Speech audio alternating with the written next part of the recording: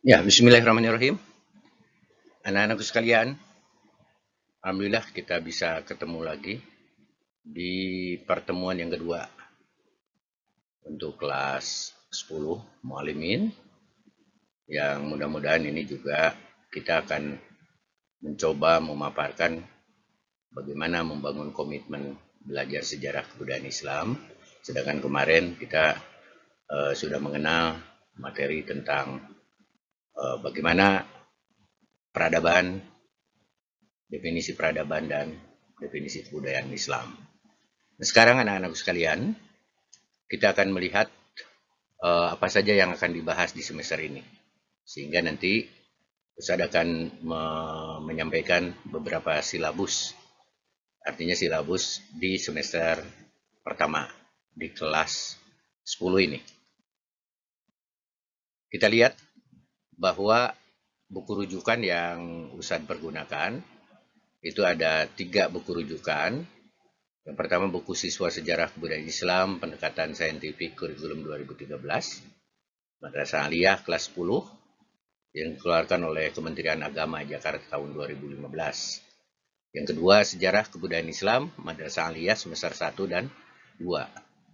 Penulis H.A. Wahid, SY, penerbit Armiko, Bandung 2008. Ketiga, Ayo Mengkaji Sejarah Kebudayaan Islam untuk Madrasah Aliyah semester 1 dan 2. Penulis Nur Hadi, penerbit Erlangga, Semarang tahun 2012. Sekarang akan kita lihat agak dipercepat dikit, nanti akan Ustadz kirimkan bentuk PDF-nya. Silabus SKI atau SPI semester 1 ganjil ini, diantaranya ada kompetensi inti atau KI, itu memahami, menerapkan, dan menganalisa pengetahuan faktual, konseptual, prosedural tentang Al-Quran, hadis, fikih, akidah, akhlak, dan sejarah Islam dengan wawasan kemanusiaan, kebangsaan, dan peradaban serta menerapkan pengetahuan prosedural pada bidang kajian yang spesifik sesuai dengan bakat dan minatnya dalam memecahkan masalah. Ini KI-nya hampir sama gitu. Yang kedua adalah kompetensi dasar atau dikenal dengan sebutan KD, di mana kalian akan harus memahami sistem peribadatan bangsa Quraisy sebelum Islam. Lalu kita juga akan mengkaji, menganalisis sejarah dakwah Rasul pada periode Islam di Mekah, kemudian memahami substansi dan strategi dakwah Rasulullah Shallallahu Alaihi Wasallam pada periode Mekah, kemudian mendeskripsikan kesulitan-kesulitan yang dihadapi Rasulullah ketika berdakwah di Mekah. Juga selanjutnya memahami substansi dan strategi dakwah Rasulullah Shallallahu Alaihi Wasallam pada periode Mekah. Kemudian selanjutnya ada yang ke KD yang selanjutnya adalah itu tentang mengidentifikasi faktor penyebab hijrahnya Rasulullah ke Madinah, kemudian mendeskripsikan kebijakan pemerintahan Rasulullah SAW pada periode Islam di Madinah, kemudian memahami sifat kepribadian dan peran para sahabat as-sabiqun al-awwalun, itu akan kita kaji juga. Dan selanjutnya kajian yang kedua, KI yang kedua, yaitu tentang masih dari KD-nya mendiskusikan faktor-faktor penyebab hijrah sahabat Nabi ke Abyssinia. Abyssinia itu Habsyi ya. Selanjutnya mengidentifikasi faktor-faktor keberhasilan Fathul Mekah tahun 9 Hijriah. Kemudian mendiskusikan keberhasilan Rasulullah dalam Perang Badar, dan selanjutnya KI ya, kompetensi inti yang kedua, anak-anak diharapkan mampu mengolah, menalar, dan menyajikan dalam ranah konkret dan ranah abstrak terkait dengan pengembangan dari yang dipelajari di madrasah secara mandiri.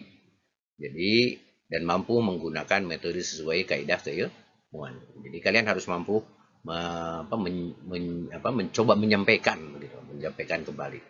Jadi bukan hanya belajar itu menyerap, tapi kalian akan dicoba nanti untuk menyampaikan. Sedangkan KD-nya, anak-anak sekalian, itu menceritakan sosok figur kepemimpinan Rasulullah SAW. Kedua, memetakan bagaimana faktor-faktor penyebab hijrahnya Rasulullah. Lalu yang ketiga, menceritakan peristiwa hijrah Rasulullah ke Abyssinia. Kemudian KD yang keempat, menceritakan peristiwa hijrahnya Rasulullah ke Madinah.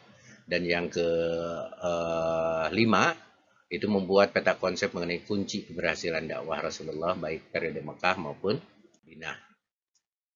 Nah, baiklah anak-anak sekalian, sebagaimana silabus tadi, kita akan coba ke materi yang pertama, yaitu peradaban bangsa Arab sebelum Islam. Nah, bangsa Arab sebelum Islam itu akan dikaji tentang sistem peribadatan bangsa Quraisy, bangsa Arab sebelum Islam. Kita tahu bahwa bangsa Arab atau bangsa Quraisy ini telah mengikuti dan meyakini ajaran-ajaran Nabi Ibrahim, ajaran agama Nabi Ibrahim itu, dan Nabi Ismail itu yang kita kenal dengan sebutan Hanifiyah. Jadi Hanif artinya benar dan lurus. Artinya dari konsep keagamaan yang disebarkan, yang dibawa oleh Ibrahim dan Nabi Ismail alaihissalam, itu kita kenal dengan sebutan Hanifiyah. Karena Hanif itu dipahami makna lugawinya benar dan lurus. Nah, pembauran dan pergaulan dengan bangsa lain itu lalu mempengaruhi kepercayaan mereka.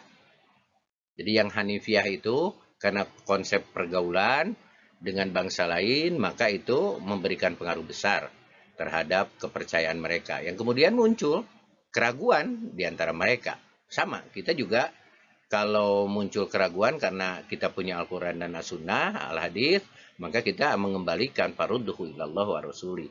Itu kita tetap di dalam kemusliman. Tapi kalau zaman dahulu sebelum Islam ada dan dibawa oleh Rasulullah SAW, itu melahirkan keraguan dan akhirnya berubah menjadi mereka menjadi penyembah berhala. Begitu. Siapa yang membawanya? Yang membawanya adalah Amr bin Lu'ay al-Khuzai. Jadi asalnya agama Hanif itu, lalu karena pergaulan, maka terjadi perubahan. Muncul keraguan, karena sekarang itu kan, apalagi sekarang, itu harus kaharti, kahartos, kaharti, begitu. Dengan menggunakan logika, pada wilayah agama tidak begitu. Jadi Amr bin Lu'ay al-Khuzai itu adalah seorang tokoh yang memang mempengaruhi bangsa-bangsa Quraisy untuk menyembah berhala. Kemudian menurut Ibnu Kalbi, yang menyebabkan bangsa Arab akhirnya menyembah berhala dan batu ialah siapa-siapa yang meninggalkan kota Makkah, contohnya itu, selalu membawa sebuah batu. Diambilnya dari batu-batu yang ada di haram, Ka'bah, dengan maksud untuk menghormati haram, dan untuk memperlihatkan cinta mereka kepada kota Mekah. Dengan demikian jelaslah sudah betapa agama Nabi Ibrahim telah campur aduk dengan kepercayaan Wasani. Sama sampai sekarang juga begitu. Ada jemaah-jemaah haji yang menggunting kiswah. Jadi sama saja. Kenapa? Sama, karena itu adalah bagian dari karakter. Jadi jahiliyah itu bukan bodoh, tapi adalah sebuah karakter, pemahaman, bukan sebuah zaman. Jadi sekarang juga banyak orang-orang jahiliyah. Di tempat-tempat yang tidak disyariatkan dia beribadah, begitu. Padahal tidak ada perintah untuk beribadah. Sama saja sekarang juga seperti itu. Nah, Ibnu Al-Kalbi melihat bahwa ada kebiasaan. Kalau orang-orang meninggalkan Makkah itu selalu membawa batu. Yang akhirnya itu disembah berhala dan batu itu. Anak-anak sekalian, kemudian bangsa Arab mulai menyembah berhala ketika Ka'bah berada di bawah kekuasaan Jurhum. Jadi bangsa Arab mulai, kalau muncul pertanyaan kapan bangsa Arab itu menyembah berhala? Oh, itu ketika Mekah dikuasai oleh bangsa kekuasaan Jurhum. Pasukan yang dipimpin oleh Amr bin Lu'ay al-Khuzai dari keturunan Huza'ah ini datang ke Mekah dan berhasil mengalahkan Jurhum. Jadi ada kekuasaan yang berkuasa di Mekah, kekuasaan Jurhum, lalu datang kelompok dari Amr bin Lu'ay al-Khuzai, lalu mengalahkan Jurhum. Kemudian meletakkan sebuah berhala besar yang bernama Hubal. Jadi ada satu berhala yang bernama Hubal. Hubal ini terbuat dari batu akik berwarna merah, berbentuk manusia, yaitu dewa mereka yang terbesar. Dia diletakkan di Ka'bah. Di samping itu banyak juga berhala-berhala yang lainnya. Jadi berhala yang di dalam Mekah itu, dalam Ka'bah itu banyak. Selain Hubal. Di antaranya berhala Alata. Itu tempatnya di Taif. Menurut Sakib, penduduk Taif, Alata ini adalah berhala yang paling tua. Kemudian namanya ada Al-Uzza. Tempatnya di Hejaz. Kedudukannya sesudah Hubal. Kemudian Manat. Tempatnya di dekat kota Madinah. Manat ini dimuliakan oleh penduduk Yasrib. Nah, selanjutnya bangsa Arab menyembah berhala-berhala ini. Catatan untuk kalian adalah sebagai perantara kepada Tuhan. Jadi berhala ini mereka sadar bahwa ada Tuhan, ada perantara. Nah, berhala-berhala itu adalah perantara kepada Tuhan. Jadi pada hakikatnya bukanlah berhala-berhala itu yang mereka sembah. Sama ya, pada hari ini, dunia saat ini, masyarakat dunia juga begitu. Memberhalakan. Ini seperti kalian. Kalau kalian dulu sebelum COVID-19 ini tidak diberi uang jajan, itu nggak mau ke sekolah. Kenapa? Karena tidak punya ongkos dan tidak ada uang jajan. Maka posisi uang jajan dan uang itu menjadi berhala bagi kalian. Nggak, lupakan saja itu zaman dahulu lah, zaman. Kalau sekarang kan kalian sudah tambah cerdas begitu ya, kelas 10 muallim. Selanjutnya, beberapa pemujaan yang dianut oleh bangsa Arab sebelum datangnya Islam. Apa saja? Kita lihat di situ. Yang pertama, bangsa Arab sebelum Islam itu menyembah malaikat-malaikat, dianggap sebagai putra-putri Tuhan. Jadi, malaikat itu disembah, dianggap sebagai putra-putri Tuhan. Sekarang juga ada kan orang yang menyembah anak Tuhan. Sama saja begitu. Yang kedua, menyembah jin atau darahim atau ruh dan hantu agar selamat dan terhindar dari segala bencana. Gitu. Jadi ada menyembah yang widiwase begitu. Selanjutnya, menyembah bintang-bintang. Jadi bintang-bintang ini dianggap diberi kekuasaan penuh oleh Tuhan mereka untuk mengatur alam ini. Jadi alam ini itu ditugaskanlah bintang-bintang untuk mengatur alam ini. Selanjutnya menyembah berhala, gitu. Nah, dalam menyembah berhala ada 5 agama Yahudi yang masuk.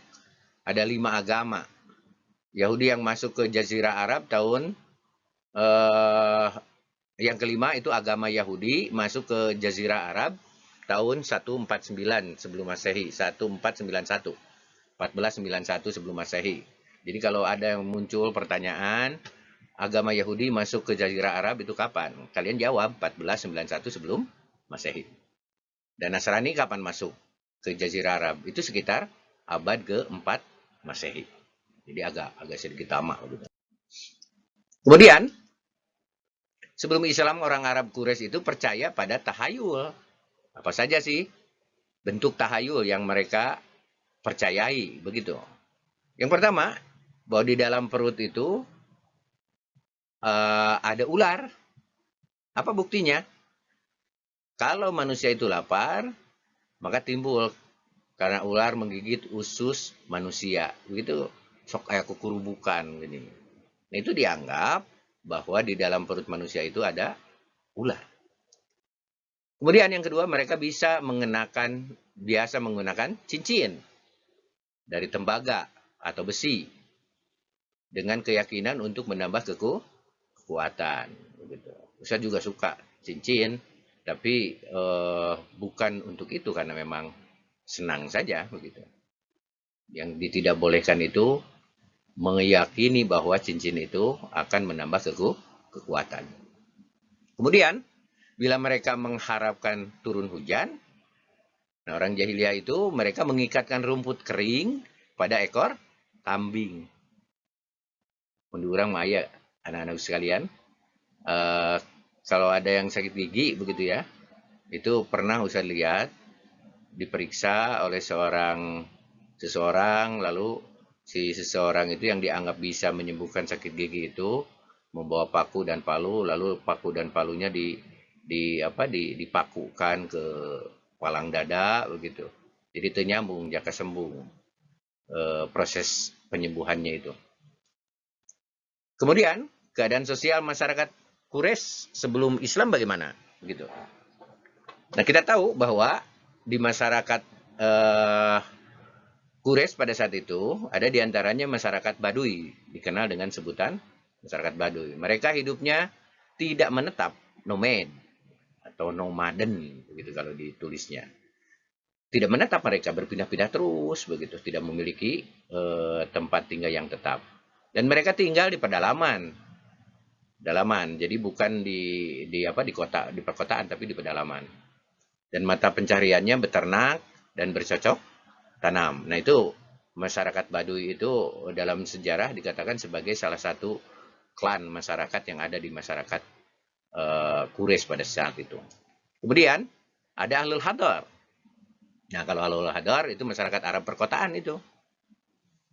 Mata pencariannya mereka berdagang. Sedangkan di mana berdagangnya? Di pusat perdagangan di Mekah, yaitu di pasar Ukaz. Dan yang buka pada bulan Zulqa'dah, Zulhijjah, dan Muharram. Jadi mereka lamun diurang mah pasar rebo begitu ya. Atau pasar tumpah begitu di Balena. Pasar tumpah di Soreang, macam-macam. Pasar tumpah, selain pasar tumpah, pasar tongeng, istilahnya banyak ya. Dan itu Ahlul Hadar ini masyarakat Arab perkotaan. Itu pencahariannya berdagang. Lalu ada pasar yang bernama Pasar Majinah dan Julmajaz pada saat itu. Di mana pasar itu adalah tempat berkumpulnya para penyair yang memiliki derajat tinggi. Maka di masyarakat Quraisy, kelompok penyair yang bisa menuliskan puisi, membacakan syair, berpidato, itu punya klaster yang tertinggi. Jadi masyarakat Arab paling suka, paling menghargai orang yang pandai membuat puisi, syair, dan yang bisa berbicara lantang begitu. Nah itu tempatnya ada di pasar Majinah dan Majaz gitu. Itu tempat berkumpul para penyair yang memiliki derajat yang tinggi itu ya.